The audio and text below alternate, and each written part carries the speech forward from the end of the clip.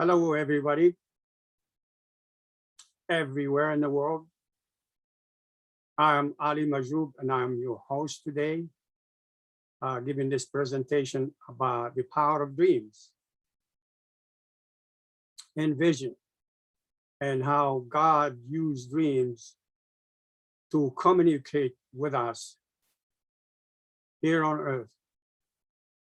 So it's really important that we understand dreams and how God used them in the ancient time, particularly in biblical time, and how God not only called upon his chosen elect, but also even created religion because of dreams. So this is really a very important topic, religious topic. In a sense, dreams have been the language of God, the way God communicates with human beings. So this is my story and how God communicated with me and prepared me through powerful dreams from childhood all the way to my adulthood, and leading me through powerful, dramatic dreams to leading me to the unification movement almost 40 years ago. So it is really important that we know how God works. So often we questioned and but we really need to know God, and we need to know his way of working with people.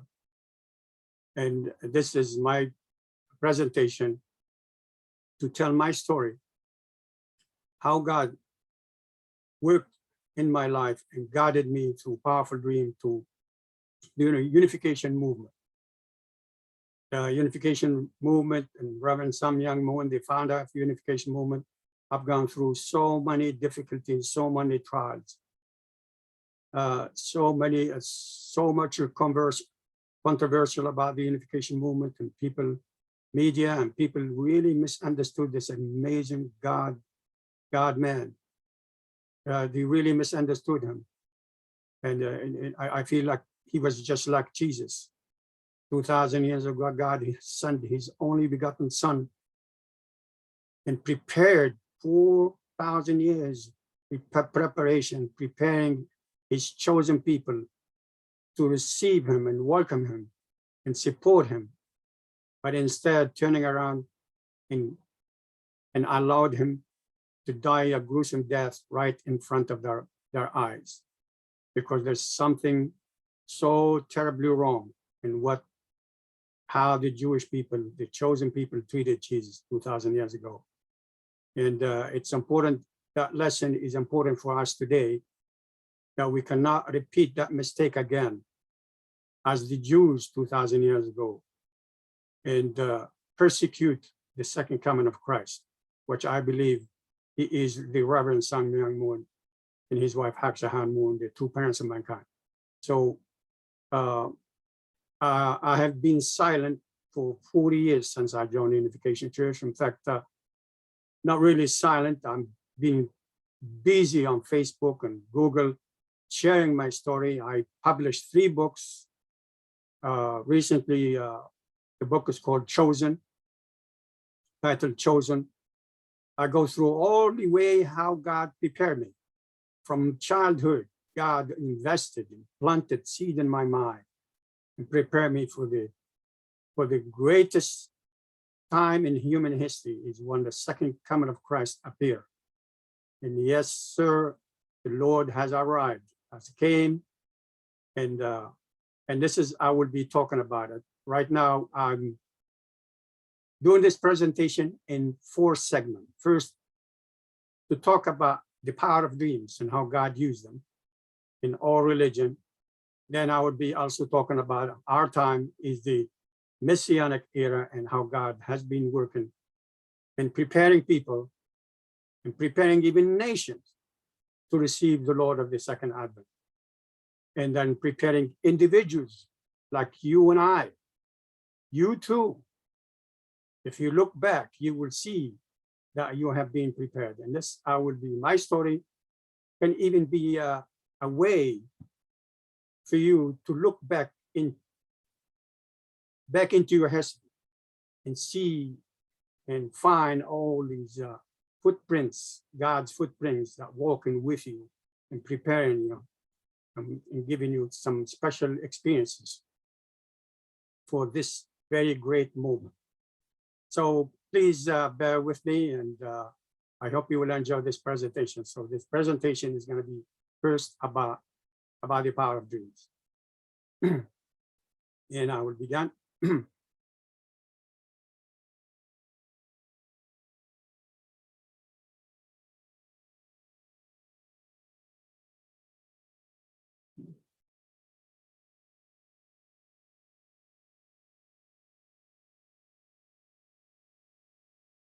So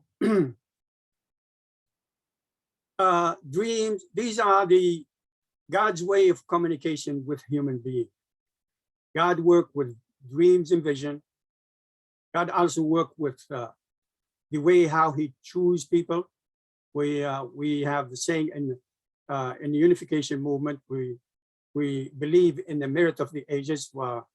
To be chosen is not somehow being elected by man, like a chosen or elected for an office job, or elected as a president or sheikh or imam by man. What I'm talking about chosen is how the way God chose you, not a man, not your father, not your mother, not your community or some friend chose you to take this role. God himself chose you for a greater reason than menial things like a job and leading something. So that I will be talking about it much later. Also, I'll be talking about coincidence. So often people misunderstood coincidence as like a random chance, things happen, for no reason. Coincidence is really a purpose-driven coincidence. God gave you that experience of coincidence is a mysterious coincidence that happened to your life. It's not simply has nothing to it. It's really God gave you that experience for a greater purpose, to help you in later days when he called you to take up on a mission. He will remind you of these experiences that you had in your life, like dreams and coincidence and whatever powerful thing you held dear in your heart and you recorded in your mind and in your life journey will come alive to support you and support your decision making. I will be also talking about voices that in your mind, that God constantly talk to you in your conscience, in your brain, in your mind. Those are voices, very thin voices, almost like a thought, like whispers in you. These are God's words. And so I'll be talking in later in greater detail how God uses voices to keep me from danger, or to guide me to somewhere, or to connect me with somebody. That voice is always there. That voice is your teacher, is your parents. That voice never tell you any bad things. They only try to help you improve your life, avoid mistakes, avoid a problem. Those are how encourage you to comfort someone, to love someone, to give money to somebody, to help. That voice is always there telling you what to do. Also, I'll be talking about passions and desire and how our passion and desire, God uses our passion and desires to lead us to his will, to wherever he had a plan for us. So we do things passion for ourselves. We have desires and passion and vision and to reach out and to fulfill them. But God also uses these very passions that you had in your heart to guide you beyond just physical accomplishment for a spiritual mean, to get you where he wants you to do. So those are the things I will be also talking about. So if you look in your life, every human being, whatever that person is, always have gone through amazing things in life that they treasure in their hearts, engraved in the mind. And that passion will God uses to get you from one spot to the other. Also, I'll be talking about trials and tribulation. No human being have lived a peaceful life. No human being had lived free of trials and free of tribulation. We all gone through difficult times. We all at times things completely ruined, and we find ourselves in the ashes. Our dreams being destroyed. But God has way to teach a lesson from that. It's not really that bad. It's just for God to teach you a lesson and move you and get you out. Somehow we are stuck with everyday work, with everyday situation that we can't look beyond us. But this is sometimes God has ways in stopping that thing and blocking us. And we look at it as negative things like hell break loose, but it's in a way God, how he can liberate us from ourselves, from our passion, from everything, to help you understand that there is a higher things that God prepare you than just jobs and money and love, whatever it is we're doing. Then also I'll be talking about resurrection in birth. You know, we all at one time feel like we're dead, we're done.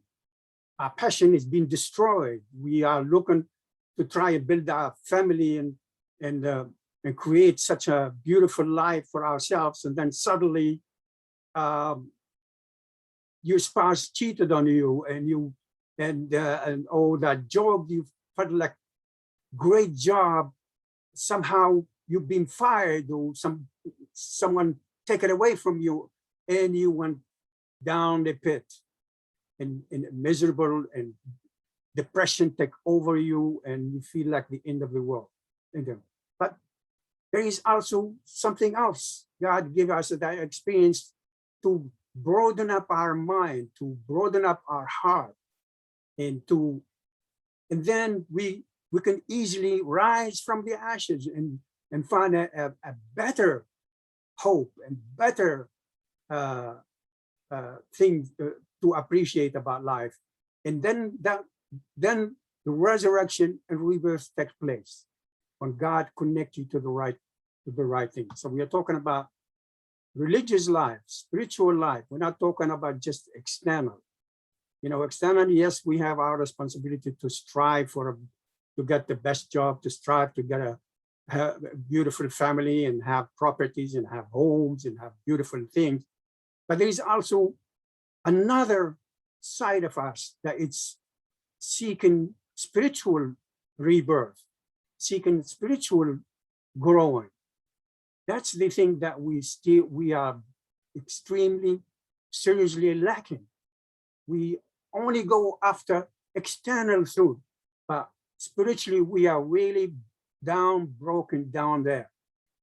So God is trying to rise up that spiritual part of us to be at least equal to our passion of external success. And those go together, you know, and make a person beautiful and happy and equal and live a good life. It's not just external, how rich you are and how much you have.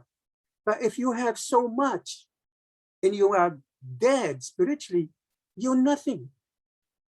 You have nothing.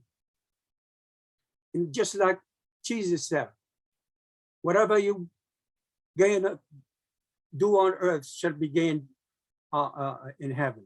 Whatever you lose on earth shall be found in heaven. So our investment, spiritual investment in our life is so important.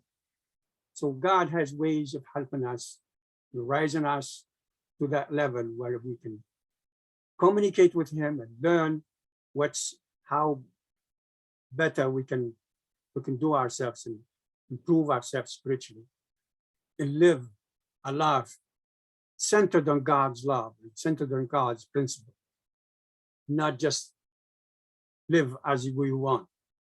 So often I look at myself. Now, I was born Muslim. I'm Ali, and I thought, okay, it's enough to be just part of a group. Yeah, but inwardly, I was living like a sinner. I was not a great religious person. I was only focused on my external things, how to achieve my goals, how to achieve the desire that I want to be a general manager of a hotel. I was focused on only in my career. I would enjoy myself, finding love in external ways, and lusting after money, lusting after sex. That's all what I was doing, but that was the wrong style of life. So God was not involved in my life. And that was missing. So often we all religious, we call ourselves religion, but we hardly lived anything. We hardly lived for God. We only lived for ourselves, for our selfishness. And that's what we need to talk about, and how we can be resurrected and be one in heart with God. Robert Moon taught an incredible new revelation, so shocking, that God, the Almighty God, the Lord, the creator of the whole universe, the mighty God, whom we love, happened to be the most sorrowful God in any human being. He is a sorrowful God because he watched his children in great agony and suffering.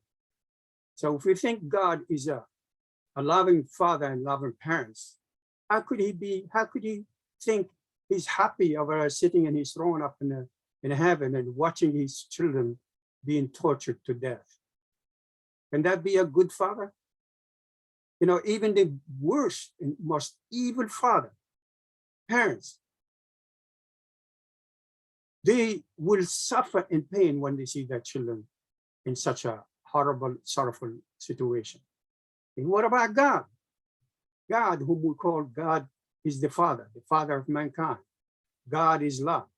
Do you think God does not feel sorrow when he sees the world in such a horrible mess? God is in great sorrow. And this is one of the greatest revelations Reverend Moon have brought to the world about God's sorrowful heart. So that I will be talking about later, but I will continue. So let's go with dreams. Since the time immemorial, our dreams have been a source of awe and wonder. At various points in history, they have been seen as messages from the gods and the supernatural experiences involving vision of the future, as well as indication of the state of our physical and mental health. Dreams have been used to shed light on the past and even predicted the future. This has not only been true for individuals, but also for whole nation. Some dreams have even changed the course of history. As we look into religion, religious dreams are many.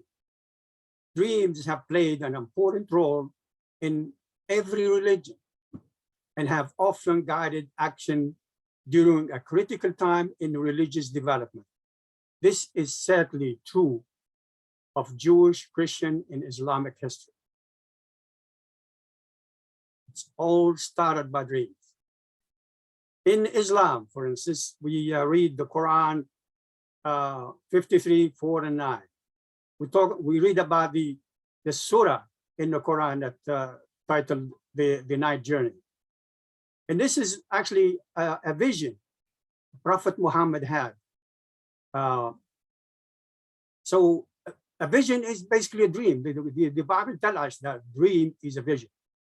So apparently Prophet Muhammad did not literally flew this incredible magical horse, half human, half beast. It's actually a vision.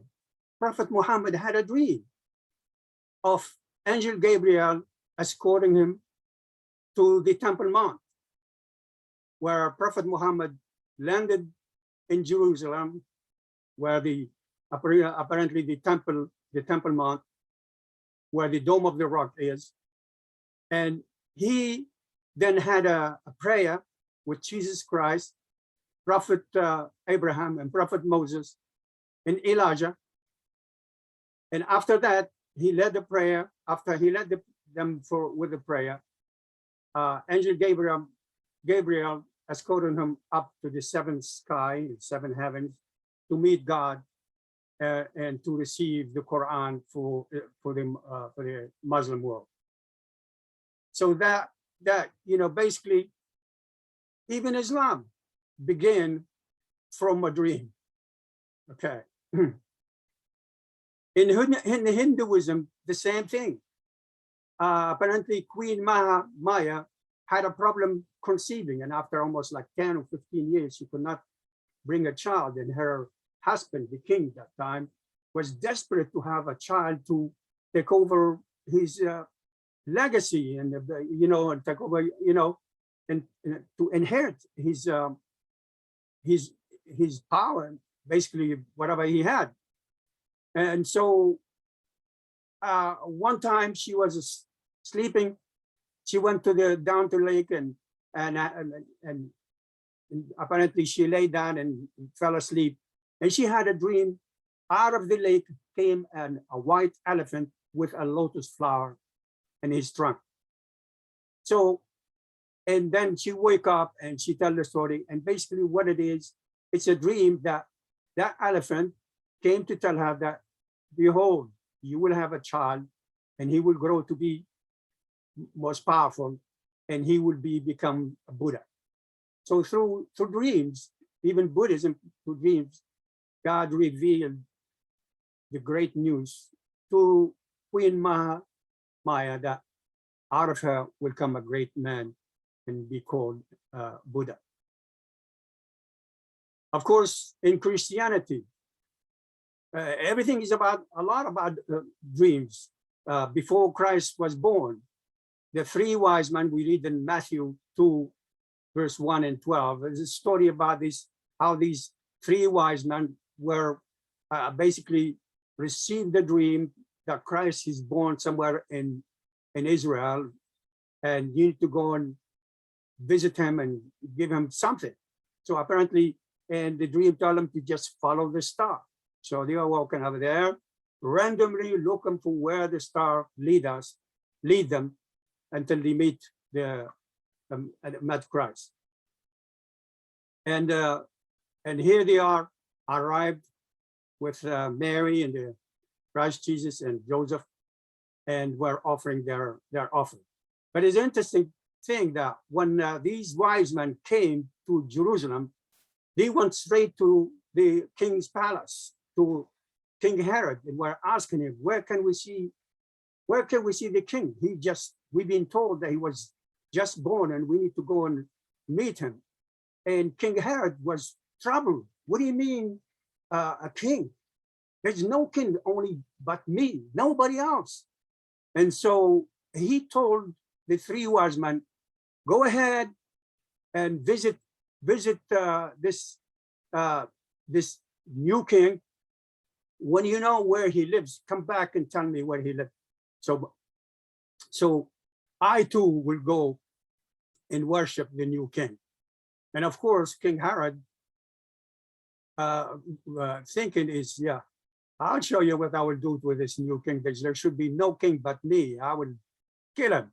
So obviously, King Herod right away issued an edict and sent his soldiers to kill every male child from 2 years and up, so that no from 2 years and down, so that no child can take over his kingdom, and no king So anyway, also dream played a big role in the life of Joseph and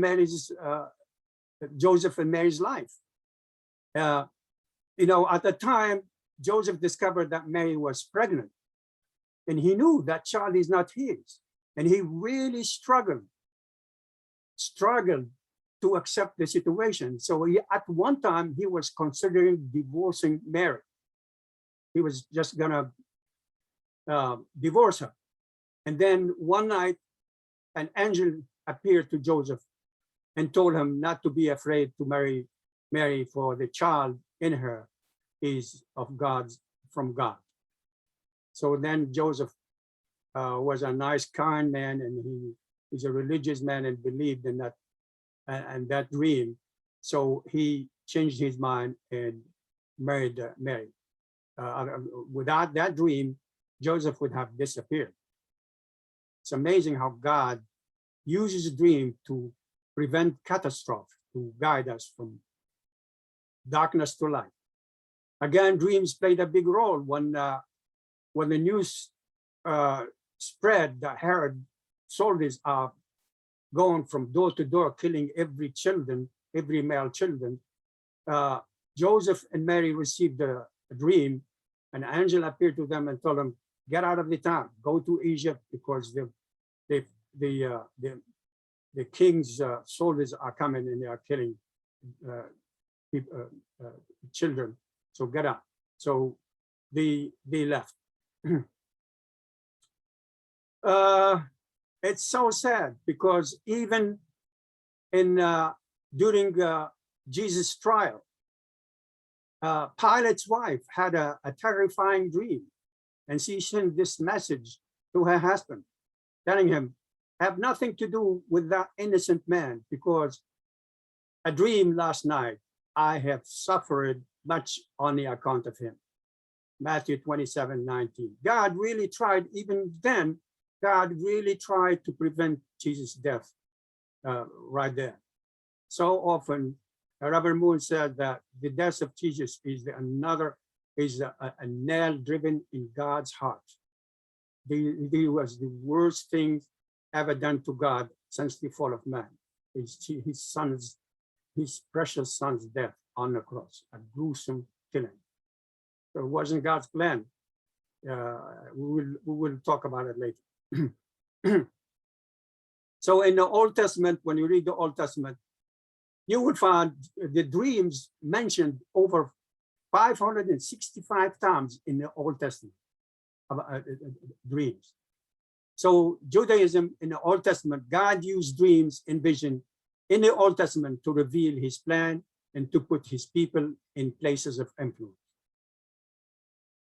And this is a painting on Jacob's dream. Jacob had a dream of a ladder reaching out to heaven and angels going up and down. And he had a dream that Jacob received God's promise that Abraham's blessing would be carried on through him. So basically, God told him that he would all the blessing that he promised to his father will be also with him. Genesis 28:10. But the most exciting dream I am so fascinated about in the Old Testament is Joseph's dream. Joseph's dream is unbelievable. And it's really important for us today to really, any religious good man, whether you're Muslim or Jews or Christian, please study Joseph's dream, because Joseph's dream is the way we can understand God's heart. We can understand God's will for us, for me, for you. How God worked his plan through Joseph. As you will see later on, God does not work at random. God prepares his people. He sows seeds in their mind and work to prepare them step by step until he finally fulfills his will through Joseph. And I am sure he has a plan for you to fulfill his will through you. So it's important that we understand how Joseph rugged. Joseph went through hell. I mean, Joseph went from misery to misery. The poor guy. He was hated by his brother. His brother almost killed him. For nothing, because he happened to be God's chosen person to work with, and he had his amazing dreams, but his brother was so jealous of him, they just hated him. Actually, in the Bible, it shows that, it tells us that they already disagreed, a bunch of brothers, to kill Joseph. So it's important for us to really understand the dreams and how to interpret dreams. So Joseph was raised in a family that believe in dreams. So from childhood, he knows how to interpret dreams. Actually, the Bible calls him dream interpreter. He became an expert because he really trusted his dreams. And he trusted God so much that he believed in everything, any dream. So one time he was 11 years old and he was working with his brothers on the field. And he apparently must have felt tired and lay down to have a quick rest. And he had this dream. So he had a dream and wake up, hey, telling his brother, hey, guess what, brothers, come here, I have a dream. And he tell him this dream.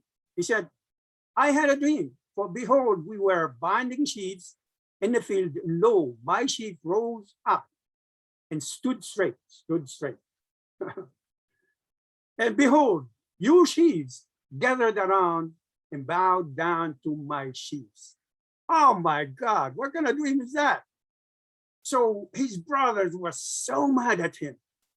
They already hated him because his father favored him and he's always dressing him, and his father, Jacob, always giving him the light jobs, and he was like a prince. And here's the older brothers sweating their head, they're sweating out in the field and doing all this horrible labor. And Joseph, like a little prince, almost like acting like their boss.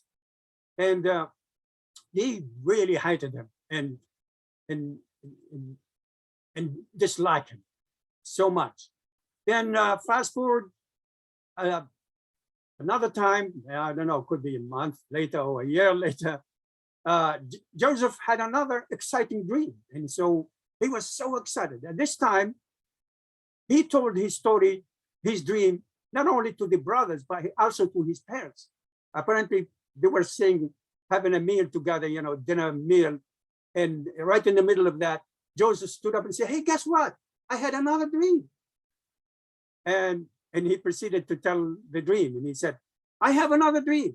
He said, the sun, moon, and 11 stars were bound down to me. This not only troubled his brothers, made them even worse, but even troubled his parents.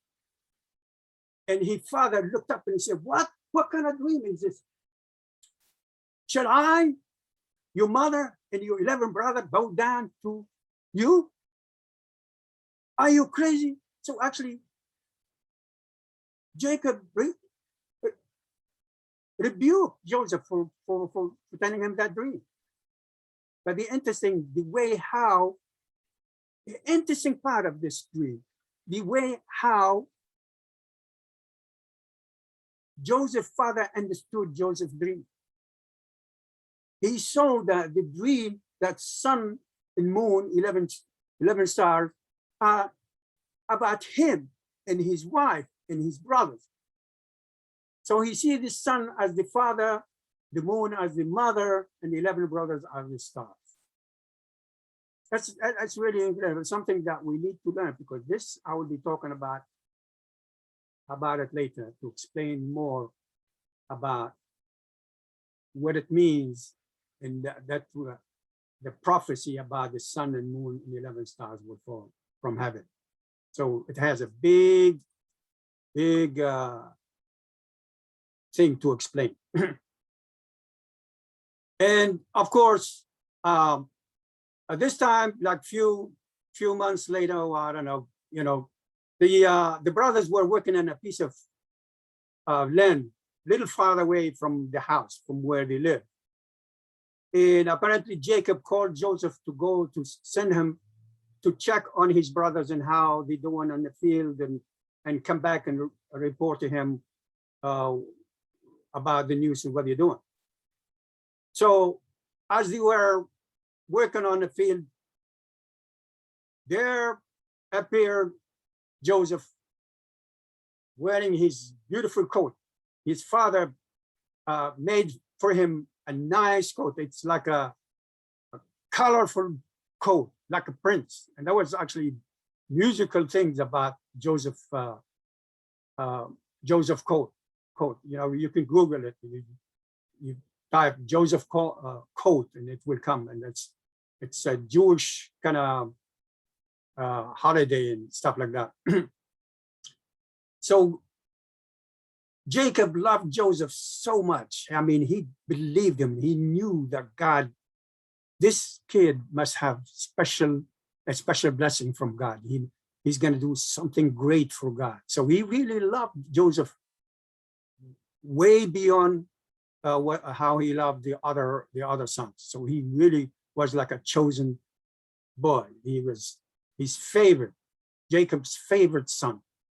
And apparently, so Jacob sent Joseph to visit his brothers in the field and come back with a report. And as soon the brothers saw him, saw his silhouette come up, they all ran and said, "Hey, guess what? There is that dreamer." And so they gathered around and made a plot that as soon he will arrive, they're gonna kill him and pretend and tell their God, tell their father that Joseph was killed by an animal, and this is the only thing left of him is these clothes. And so they had already made a plan to kill him as soon as he arrived. So as soon as he arrived, they undressed him, they took off his coat, and decided with one brother's idea. He said, instead of killing him, let's throw him in a well and tell the same story that he was eaten up by an animal, and this is what left of him, just his clothes. And so they planned to kill an animal and put blood all over the coat and take him to father. So as they were dropping him in, suddenly an Arab merchant happened to be traveling on a road heading to Jerusalem, heading to Egypt. I don't know what capital of Egypt they were heading from. Apparently that road is like a highway road for city to city or country to country. And one of the brothers says, "Wait a minute, why just waste Joseph and let him die? Why do we have to have blood in our hand and our brother? Why don't you just send him to the merchant, to the Arab merchant? And we can still say the same story that he died, but let's not kill him." So anyway, they pull him out of the well just perfectly. Just once they pull him out, they're the merchant and they stopped them. And apparently they sold Joseph to the Arab merchant. And the brothers, after that, they went home and told the story about Joseph, that he being killed by an animal, and all we have left of him is these clothes. And Jacob, in the Bible says, Jacob was mourned for years about his beloved son. He was so painfully sorrowful about his son. So interesting. But here's what happened. As soon, it's really fascinating story. I mean, it really blew my mind when I first read this story. So the Arab, as soon the Arab arrived to where they were supposed to sell the market, whatever it is, in in Egypt, and they sold him to a very powerful man in Egypt. They sold him to the captain of the guard, the Pharaoh's general. One of the Pharaoh's general jumped on Joseph before anybody else and bought Joseph. It's really amazing how God connects. Think of it, how God works in amazing way. First, they thought to kill him, chop him to pieces. Then for the brother says, wait, why don't we throw him in the well? Then another brother says, no, let's send him to the, see how the different thing God maneuver to save Joseph from the devil. And then the idea of sending him to the Arab merchant, then arriving to Egypt, and the first person that showed up and grabbed Joseph and bought him before anybody else is the captain of the guard, a general of the Pharaoh himself. Can you believe that? So this, to me, is incredibly fascinating. Okay, so Joseph was amazing. He was so handsome and strong, and actually there was an amazing story even in the Quran. Muslim people believe about the beauty of Joseph. There was a story in the Quran where it shows that the king, whatever it is, they were made, the maid were given potatoes to peel for the king, for king's dinner. And suddenly Joseph came out of the room, and all these women were so taken by his beauty. They were actually, instead of peeling potatoes, they were actually cutting their hands. So according to the story of the Quran, these lines that you see in your hand are from Joseph, from those ladies who were, instead of peeling the potatoes, they were cutting their hands. Yeah, so that story is very big in the Muslim world and about Joseph's beauty. Anyway, going back to the story.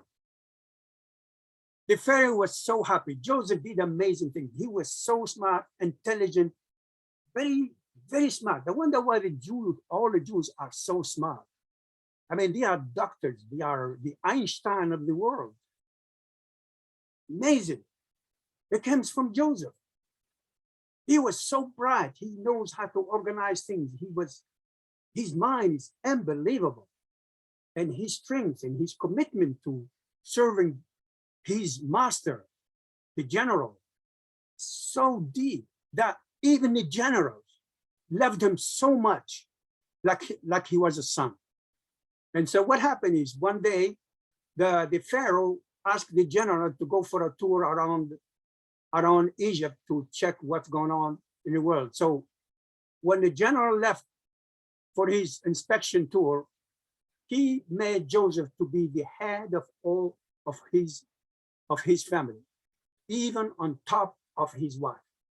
So he is the boss of everybody.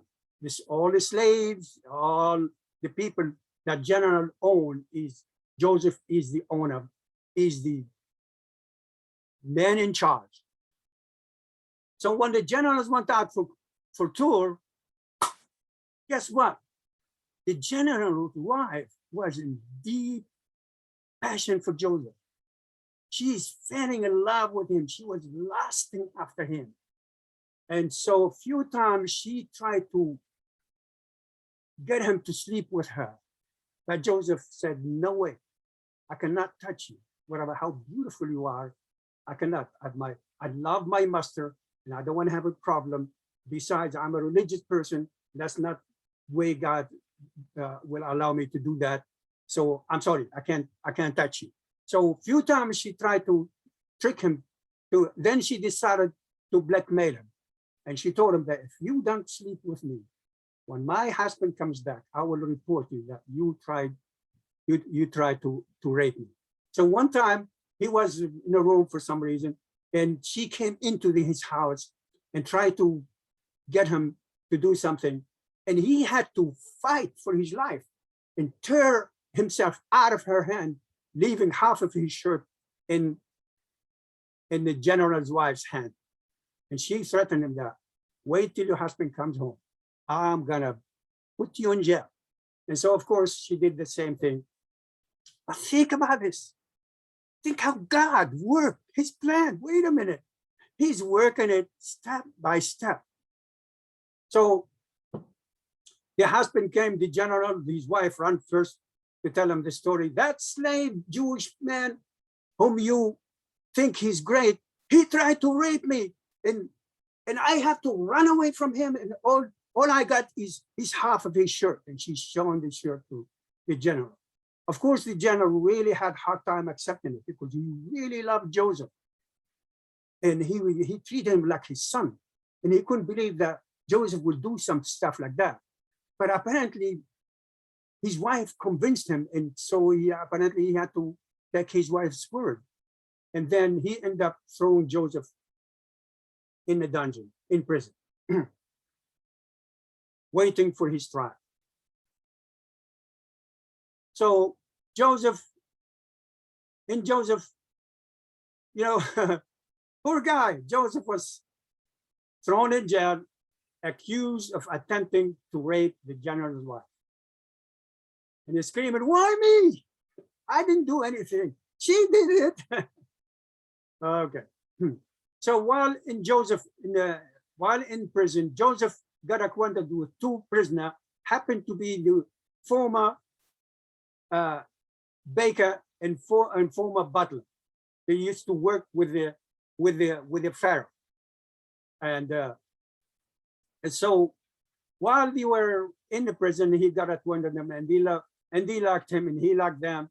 And then one after the other, they both had a dream, and each one had to tell his dream. And Joseph interpreted the dream correctly, and whatever he interpreted happened exactly to that person.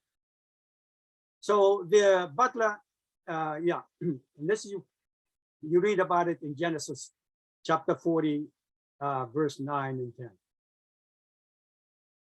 And so the apparently the baker dream, his dream was telling him that he's gonna die, and so that baker ended up being executed. And the butler's dream revealed that he will be restored back to his former job, to be the butler's, to be the Pharaoh's butler, and he was restored to his position before. And the king and the Pharaoh forgave him, and he became his butler again. But fast forward 2 years after the butler left the prison, and no word, and Joseph is still in prison waiting for his trial. It's really amazing. Joseph, innocent, waiting for his trial, and he really trusted God. He really believed in God, and so he was patiently waiting. And that's what we need to do when we are going through a trial and difficulty. We can't just accuse God for all our problems or demanding him to help us. We have to be patient, and we have to be loving and forgiving, and learn to wait and be grateful to what we have. Not getting mad at God or getting mad, why am I in prison and I'm innocent? Yeah. So, and then years later, the Pharaoh had this identical dream, talking about identical dream. Joseph had two identical dreams, and we went through that. And so the Pharaoh too had two identical dreams, and he called upon all the wise men in the nation, all these gifted people who dream translator, and none of those experts were able to explain the Pharaoh's dream, one after the other. So the first dream the Pharaoh had a dream is he was sleeping, and out of the river came 7 ugly skinny cows and 7 fat cows. And those 7 ugly and skinny cows came and devoured those fat cows. Devoured, ate them up. And the Pharaoh wake up, scratching his head. What does this mean? So none of his advisors, none of his wise men were able to interpret the dream. Then the next night, he had another dream. He wake up again, scratching his head. What the heck is going on with this dream? What is this dream? So the Pharaoh says, and his dream, and he said, I saw 7 heads of full ripe grain growing in one stalk. This one here. Then I saw 7 thin, dried heads of grain, and the thin heads of grain began to swallow up the 7 good heads of grain. It's very much like the skinny cows eating the fat cows. This wilted grain ate the healthy big grain. And then the Pharaoh wake up and troubled. What this mean? He called again his wise man and dream interpreter. None of them really understood how to interpret this dream. Suddenly, only suddenly, then the butler remembered Joseph, and he ran, and he thought that if it's any person who can really interpret the Pharaoh dream, it must be Joseph. So he ran to the Pharaoh and said, Pharaoh, I believe I have somebody who can interpret your dream. And then the butler explained to the Pharaoh, he said, when I was in prison with the other butler, we both had dreams. The butler had, Joseph interpreted the butler, the baker's dream that he would be executed. And of course, the butler was executed. And he interpreted my dream that I would be restored to my position. And here I am, king, I'm serving you, sir. I believe that Joseph is the one who can interpret the dream. So right away, the Pharaoh ordered his soldiers to go straight to the prison, bring Joseph to the palace. And he said, before you bring him in to see me, make sure he's clean and dressed like a prince. Dress him well. And so Joseph appeared dressed clean in front of the Pharaoh. And and Joseph began to interpret the Pharaoh dream. And Joseph, look at this amazing thing. Joseph gave all the credit to God. He said, I am nothing. I cannot explain anything, but the God that I believe, him, he will explain your dream through me. It's not me. God, our mighty God. So he made sure that the Pharaoh know that how powerful God is, the Jewish God. And he said, God will explain to it through God's power. I will explain to you. Then Joseph explained his dream. He said, the dream about the cows and the dream about the wheat are very much the same thing. They are basically identical and means the same thing. And he said, what it means is that the 7 fat cows or the 7 fat blade of wheat are 7 years of harvest. In the next 7 years, we're going to have the greatest harvest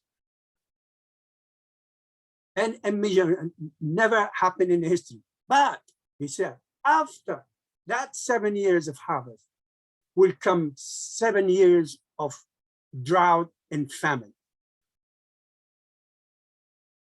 And this is your king, your highness, your pharaoh, whatever how you title him. This is what your dream is all about. And after Joseph finished with explaining, he said, Pharaoh, don't worry. I know how to take care of this thing. And he told his idea how to do it. He said, I will go to every part of the nation and have all, for the next 7 years, all the grain that we harvest be put in reserve. And then during the 7 years, we can ration this food, this grain, bit by bit until the bad 7 years passed. And the king was so astonished at what he was listening from Joseph. The king automatically assigned him to be his second in command. Now, listen to this. Joseph, the Pharaoh gave Joseph a robe, looked like a prince with a staff in a ring, whatever authority he has, the Pharaoh gave to Joseph as the second in command. Everything must go through Joseph. And what happened? Joseph did exactly what he said. He traveled to every part of the nation and talked to the farmers, talked to everything, and created reservoirs and rationed the food, as he planned. And guess what? Only then, when Joseph is a prince, now he's acting like 4 or 5 years, 2 or 3 years as a prince, the commander-in-chief. Guess who come looking, begging for food, starving, looking to buy food? Joseph's parents and his 11 brothers, the whole family came to Egypt looking to buy grains. And when they came to the court, and Joseph appeared like a prince, prince appeared to you. They all fell down to the ground. The father, the mother, and the 11 brothers all gone down to Joseph. This is before they knew he was Joseph. They really thought he's another person. He's a prince. But later on, they discovered he was Joseph. This is how amazing God is. See how many traps and plots and things that Joseph in his life. So I really believe that Joseph's story is our story. That what Joseph went through, we went through. And if we do become good like Joseph, we will see victory. And this is why I'm here, so inspired by Joseph's story, that I look at my history and my life. I am Joseph, and God invested in me. He sowed seeds in my life. From childhood, I had miracle after miracle. I had dreams, identical dreams like a Joseph, all the way to the time when God delivered me in the hand of the unification missionaries, Reverend Sun Myung Moon Church. God in a sense, God in a way, he actually handed me to the unification, in the unification church hand in Chattanooga, Tennessee. And this is the beginning of my story. I wanted to just tell you how dreams was God's instrument in leading us to our destiny. So this is my first presentation, and I hope you look in. I will be recording my next presentation, and it's how God, the next presentation will be about our time today, 2021. That is our time today is the time of a new messianic era. And we really have to believe. So often, so many religious people, Christian, Muslim, they're all talking about our time is the last days.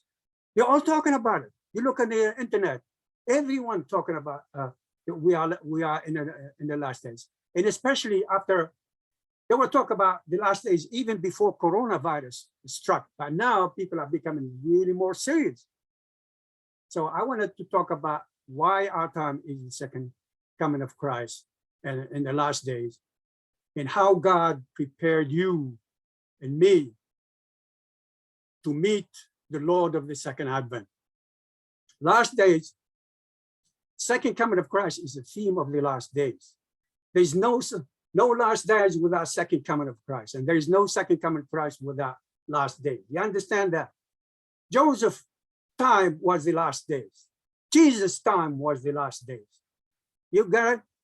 So I hope you enjoy this presentation, and I hope to see you in my next presentation. I'll be giving 4 different segments on my story. So thank you for your patience, and I hope you enjoyed this presentation, and I will see you next time. God bless.